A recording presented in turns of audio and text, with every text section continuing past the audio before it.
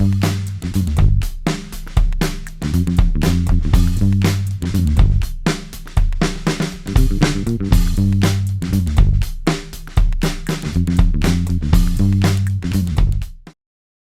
what have you been up to? When we talked a couple of years ago, COVID had just kicked off, and you were helping us understand what it looks like and sounds like from a musician's perspective. Well, it was very interesting because I remember when we spoke, we didn't yet know what we could do.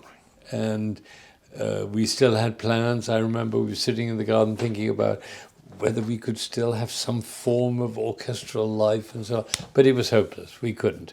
So I have two orchestras in Boston. The Boston Philharmonic, which has now been going all told for 50 years. It was originally had a different name, but it was the same players essentially. And so we were stumped. We couldn't do anything. So what we did is we cancelled the whole season, 2 seasons actually by the end. But what we were able to do, I'm very happy to report, is we were able to raise enough money to pay the players, at least the ones who needed it, because they had mortgages and children and all the expenses of life. Well, spend a minute just talking about the players themselves, not necessarily specifically, but what is it like to be a young musician in a city like Boston? And you're trying to be a musician, and Right. Presumably that's a hard go sometimes. Well, in a way, but it's a very exciting city to be a musician. And I don't mean just for young musicians, because some of our musicians are in middle age and they have children and responsibilities and houses and so on. And there are lots of opportunities. I mean, it doesn't compare to London or probably to Berlin, but for a small town, which is what Boston actually is, it's only 650,000 people in the center. It's amazing how much music there is and how much opportunity for professional musicians outside the Boston Symphony. I mean, the Boston Symphony is one of the great musical organizations of all time and recognized around the world. But what goes on around the Boston Symphony is remarkable. I mean, the Boston Philharmonic at its finest is probably as good as many orchestras of major cities around the country. And there's no other city in America that has 2 orchestras. So this is a professional orchestra on a very, very high level. And now we're back. I mean, during those days, we couldn't play. I had a concert series in my driveway called Safe and Sound. It was a wonderful series on Sunday afternoons, and people came from far and wide, and we often had a couple of hundred people out there in the street and in my driveway and listening to great music, played mostly by players in the orchestra, but sometimes guests. So what we did with the youth orchestra was actually very interesting, because although we couldn't play, we could imagine what it would be like if every member of the orchestra was taught to be a conductor. And that became the central idea for the youth orchestra. Every Saturday, instead of rehearsals, we had sessions on Zoom in which they gathered in their own homes, and we studied every aspect of what it means to be a conductor, including studying a piece of music in depth. We took the Mahler's 4th Symphony, and I sent one of the big orchestral scores to each member of the orchestra, wherever they were. Some of them were abroad, one of them was in Korea. Most orchestral players, most of the time, are focused on their own part, and they look as though they're focused on their own part. They're looking at their song, and they're thinking about the colleagues around them. What happens when you start getting them interested in the whole orchestra is they start thinking about the flute and the clarinet and the percussion and the double bass. And when we finally came back to play live in the fall, this was last year, because now we're in the second year already of COVID. So last September we got back together, and the first piece we played was the Mahler 4th Symphony. And it was a totally different experience for me conducting, because instead of seeing people play like this, I was looking at people playing like this, because I remember that. And then there was a clarinet, and they were all conductors thinking about the whole. And that had a very profound effect on the experience of the music. And one of the music critics, a very sensitive, aware music critic, noticed that.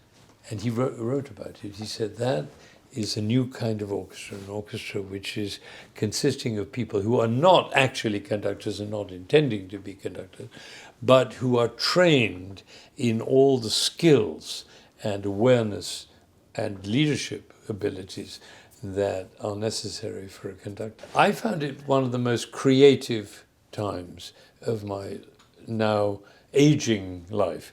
And one of the things that I've done over the last couple of years is create, or have created, a website. And one of the sections of the website is thriving in COVID. All the things that happened in COVID that could not have happened if it hadn't been for that. But you mentioned the website. Why don't we turn to the website and talk about it now? I'm very excited because when I go, which must inevitably happen eventually, I've got to leave. What am I leaving? And I'm not going to leave an orchestra, or even two orchestras.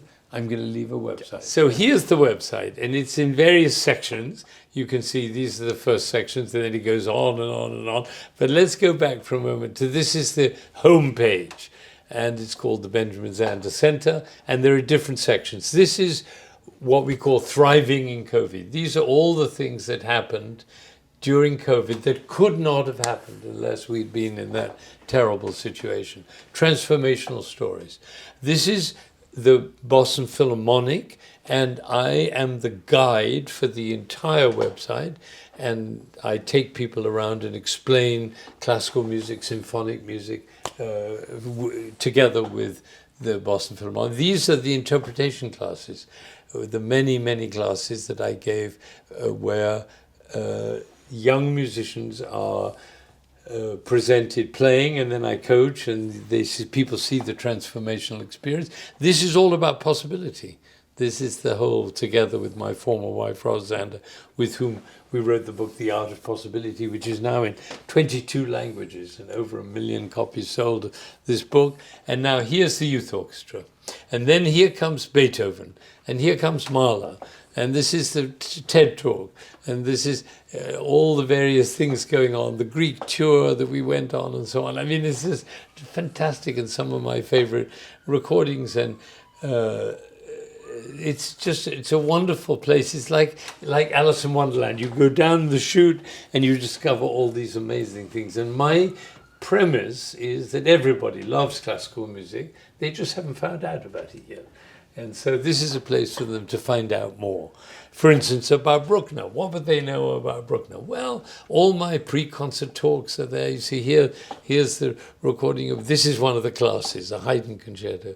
And everywhere is explanation, explanation, explanation. So I love to explain things. I love to teach. And people who have no idea about classical music, or maybe a very slight idea, or maybe they're a little bit intimidated by the idea of classical music, there is nowhere else for them to go other than this website. And I'm going to keep working on it as long as I am able and can. And it's going to be what I leave when I go.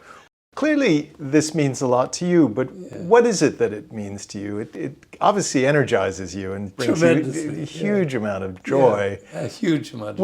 Where does that come from? Well, it's interesting. Music has a very strange and wonderful power. It's very hard even to quite understand what it is. Even we musicians don't fully understand. But it has a way of catching our energy, our antennae, awareness, like nothing else. And particularly if you get a whole lot of people in a room together in a concert hall, that's the best form of it. Particularly a great concert hall like Symphony Hall in Boston. I mean, it's electrifying what can happen. It's the only circumstance in which you can have 2,000 people absolutely silent together. doesn't exist in any other form of life, and it's a magical experience. And people have become so conscious of how important music is in their lives that they've become newly aware and listen better than they ever did before. And sometimes you get silence in symphony hall, even between the movements. Usually there's a lot of chatter and noise and people fiddling about. No, it's complete silence, waiting for the next movement. It's amazing. So it's probably the highest form of awareness that human beings are capable of, is in the presence of great music. And that is something that I'm thrilled to be part of, thrilled to be able to do it, and to be a full-time participant. I feel I'm like a very good vicar. People don't come to the church to see the vicar. Any vicar who thinks they do gets taken away in a white van. But they come to the church and they need the vicar. The vicar is the one who enlivens, who explains, who guides and energizes the community, so that they can experience what the church is designed for, right? And in our case, the church, I say to my musicians often, see you in church, meaning Symphony Hall, the day before the concert.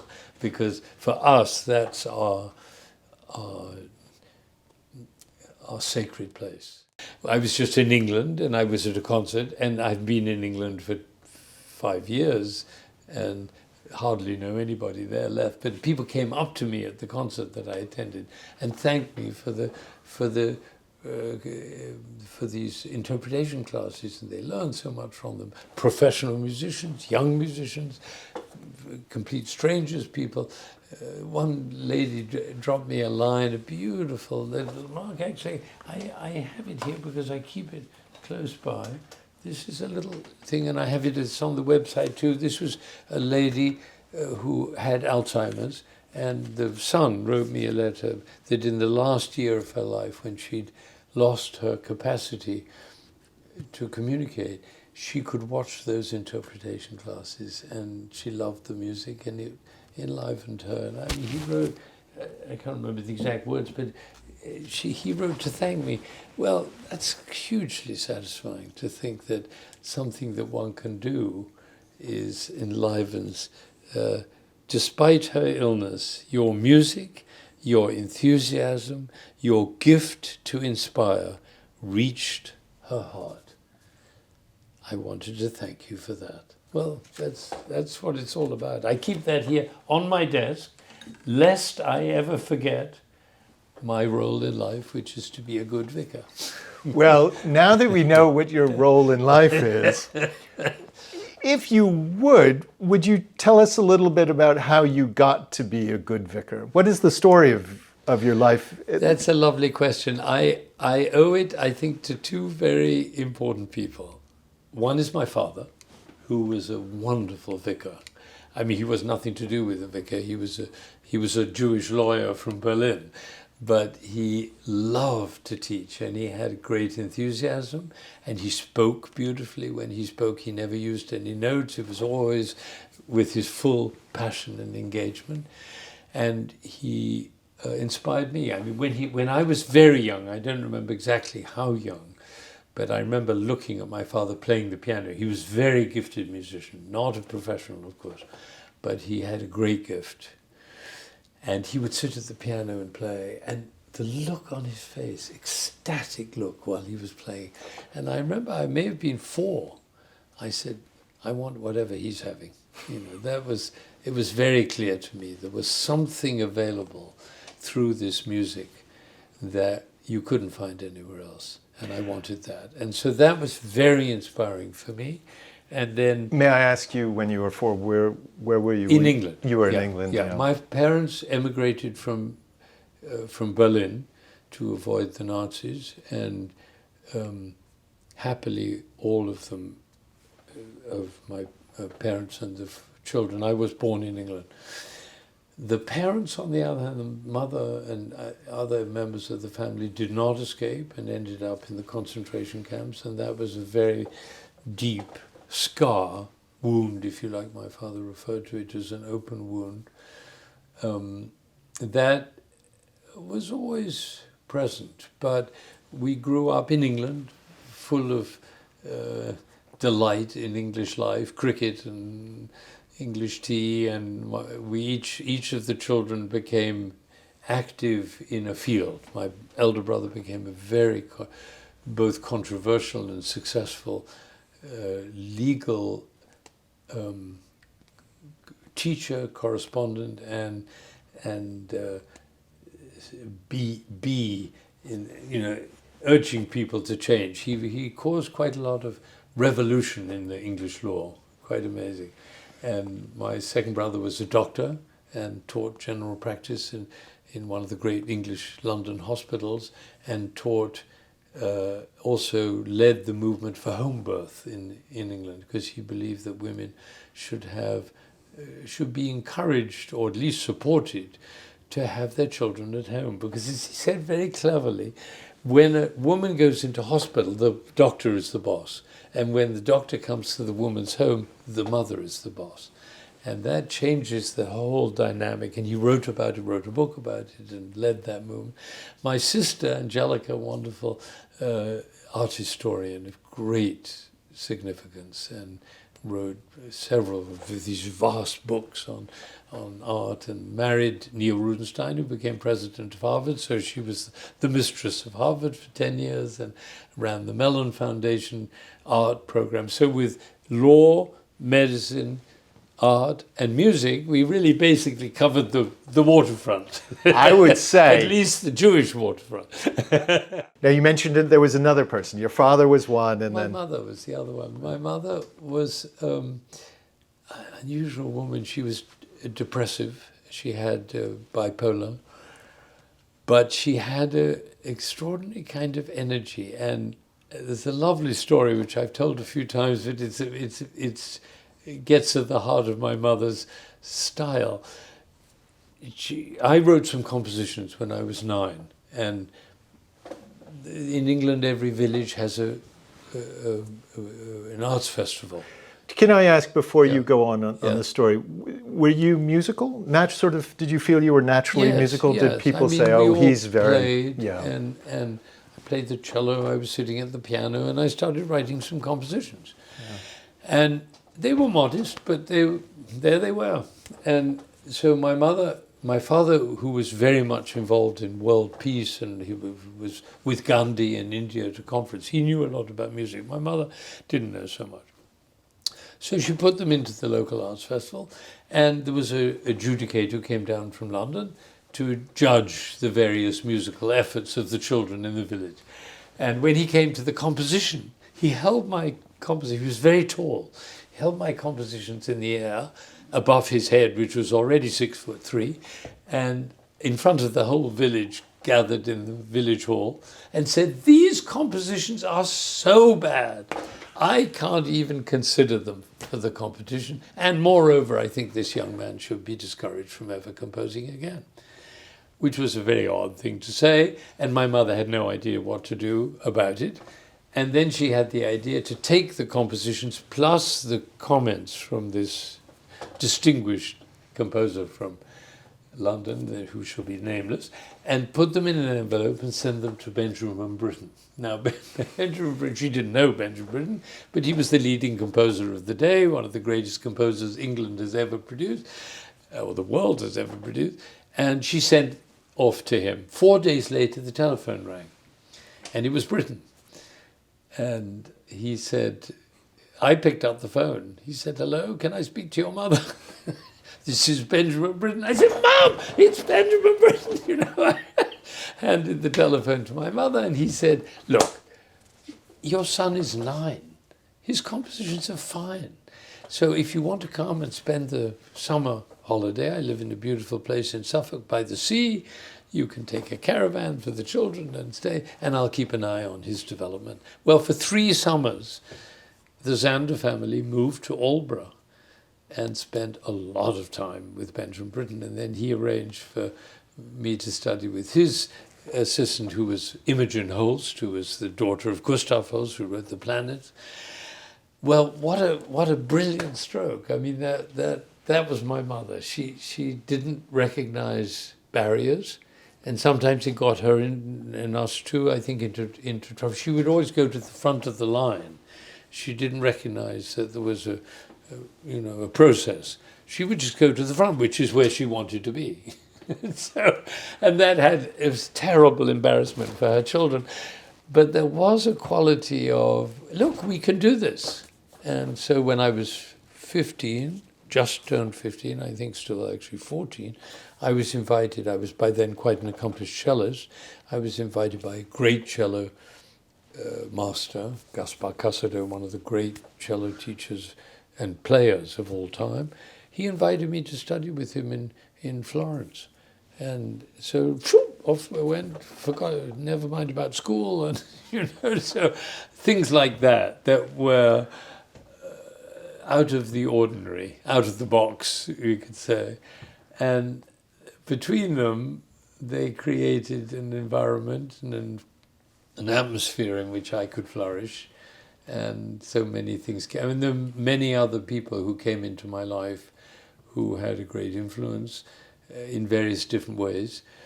But I think it started at home. Well, which would make sense.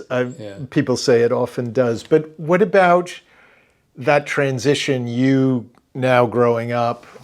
Obviously, cello was an instrument, but conducting is presumably a different kind of... Well, it's very interesting about conducting because I was always drawn to the expressive side of music.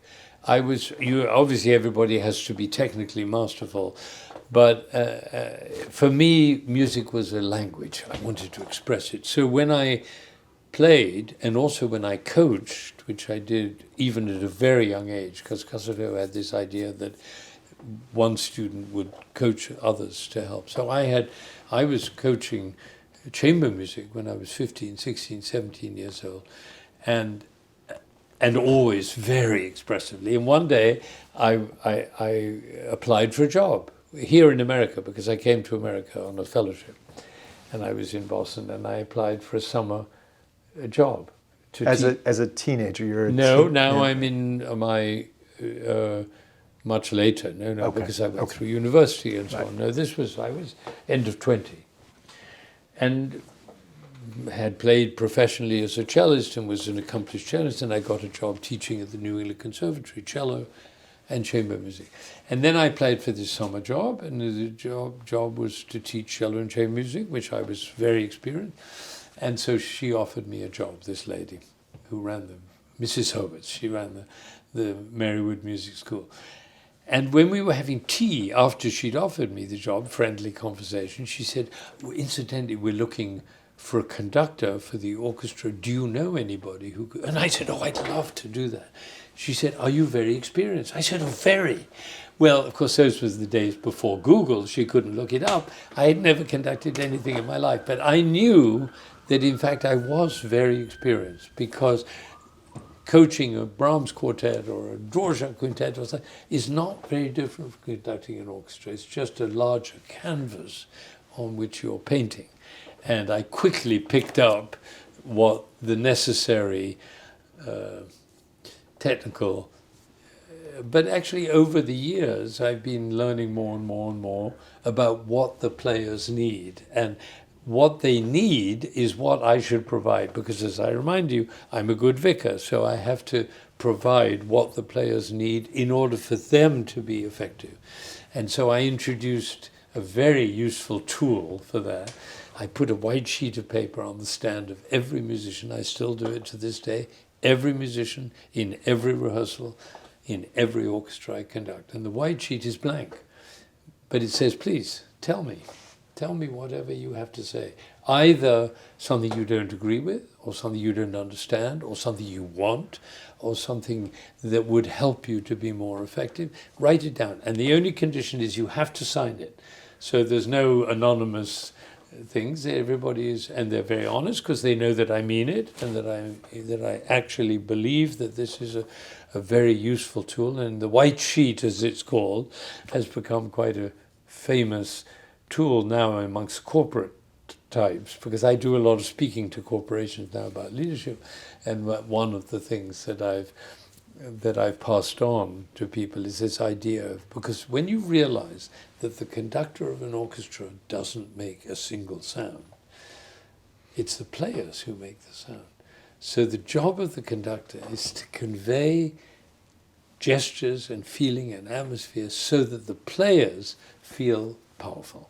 That's the model for leadership. Now, I have to ask you as the lead into this question, how did that first concert go? Because presumably there is some technical aspect to being a conductor. Well, the first rehearsal was sensational. Was it? Yeah, sensational. Was it? And people were saying, my God, because I'm a very intense person, and that comes as a result of background, you know, of tradition, and also personality. My mother was very, very expressive and excessively so. And so I was able to galvanize people, young people as it was at that time. And I remember the first sound we made was the Coriolan Overture of Beethoven. It's a long note held by all the string players, and then suddenly, bah, like that, a big explosion of the whole orchestra. Bah, and then, bah, like that. And people couldn't believe it. And then silence. People couldn't believe it. They'd never experienced anything quite like it, you know. And everybody gave everything they had. And that's the gift of the leader, to enable people to give whatever they have to give. That is leadership. It's not about the leader, it's about the people he's leading. That's what the fundamental thing to understand about leadership. It's not about the person who's in the CEO chair. It's how effectively can that person get other people to feel free, liberated, in love, in joy, in energy, in expression and communication. That's the secret of leadership. And so the way you know whether you're being an effective leader is if the eyes of the players are shining. Right? So I could look around and see, are they shining? Yes, they're shining, we're doing it. If the eyes are not shiny, you don't blame them. You say, who am I being that the eyes are not shining? Now that we've gone through all that, I want to look at a specific concert that I went to, which was your Brahms second. Brahms second, and the Dvorak Cello Concerto. At the Symphony Hall in Beautiful Boston. concert. It was beautiful. Walk us through that a little bit. You allowed me to come to your rehearsal. I have a little bit of footage of that. Yeah. What is it about Brahms? I know Brahms, it seems like he means a lot to you. Huge amount. And why? Brahms is a fantastic combination of classical and romantic, of intellectual and heart. So his music is all about song and about the countryside. I mean, with the Second Symphony.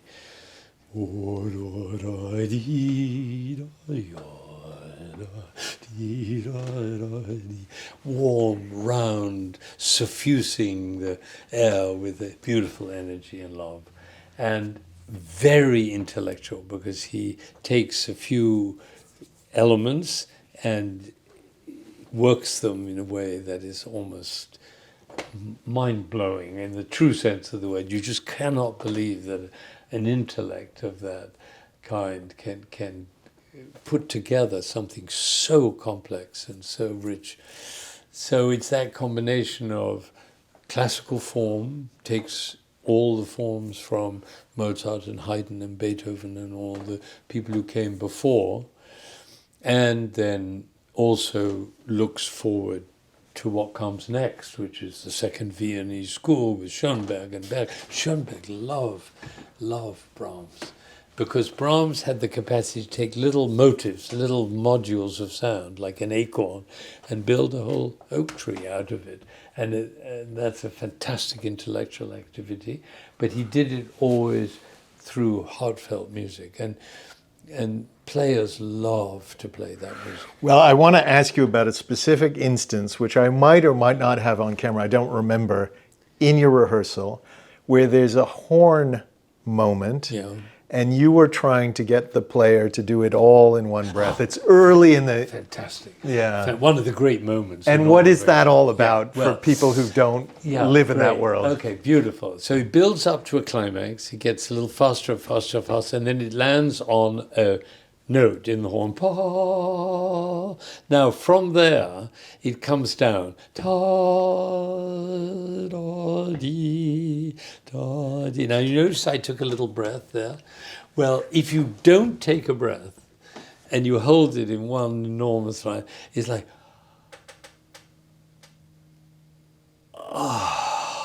when you finally get to the end.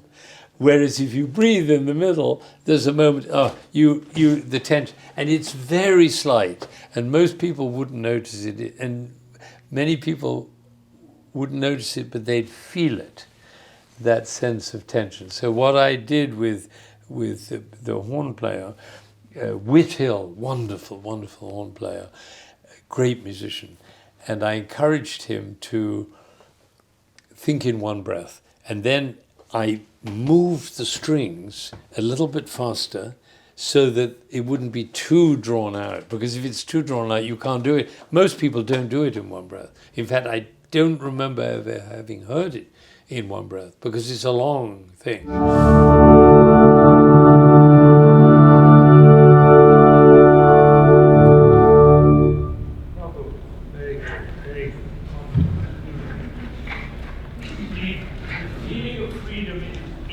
When it's not there enough, and it was better the second time than the first part. It's just a question of allowing that flexibility to be in our language. It's a little bit straight. And I want to do the horn solo. Is it possible, you think, if we could try it, and so if I moved it along enough do you think we could do it in one breath? Should we try that? What's that? I'm not sure what you're talking about. I can't hear. Can somebody translate? Can you hear? He's asking where? Where? What part? Well, the thing is, if we could do it, if I can move it enough in the beginning of the retard, you just be with me, this is concerned to all of you. Then the idea is that you could do the whole thing in one. Otherwise, the place you breathe is fine. It's a normal place. It's so wonderful. Most people feel that the risonando makes it much slower, because they think it should go gradually. Should we try it? Let's do the whole thing from Emma. Emma.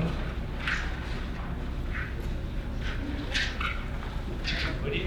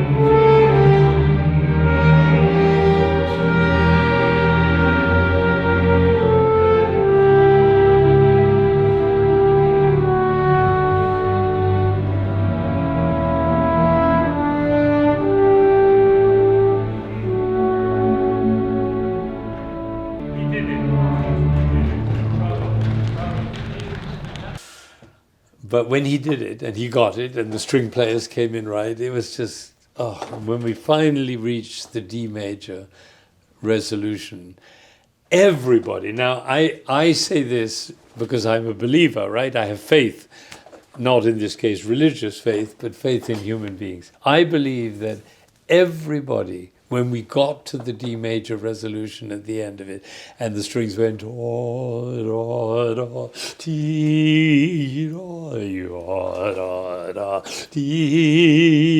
that everybody in Symphony Hall felt like that. Okay, so you were going to show us how to get to your website. All right, so it's called the Benjamin Zander Center, and we have this card, and it says, immerse yourself in a world of possibility. Right? Correct. And so it's not just music, and it says here, discover a new kind of classical music website for everyone who loves life. Yeah. And when I keep coming back to the idea of the Vicar, of course we all want people to have great lives, right? That's a natural human instinct. We want people to have great lives. And so having music in their life and having explained music explained and revealed is something we want everybody to have. And so this is the way of doing it. And now it's available. And so it makes me so happy. Really makes me so happy. So I'm excited. And this is the first interview I've had about it. Well, it's wonderful. You've been so kind and so generous with your time. And I mean, the stories obviously just keep growing. I feel like it's one of those things that just keeps growing. But thank you for spending some time with us. It's a pleasure.